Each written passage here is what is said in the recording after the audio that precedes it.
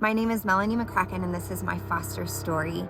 My husband and I, when we began to talk about starting a family, actually ended up walking through infertility and secondary infertility.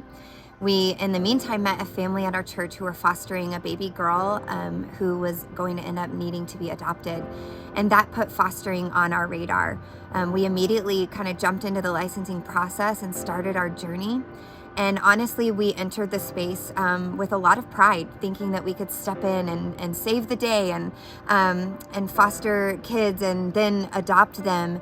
And it was in a court hearing with our first baby girl, our first placement's birth mom, watching tears run down her face and seeing her brokenness, that we had a really a Paul moment that was like, but by the grace of God, I am what I am. That I'm not better than her. I'm in a different place, and it's but by the grace of God that I am what I am, and that she was just in need of Jesus and resources and people to step into her life to help her and love her.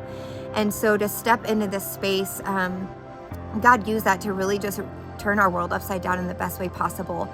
And so it was a few years of fostering. After that, we took more kiddos in our home. It was a whirlwind for sure.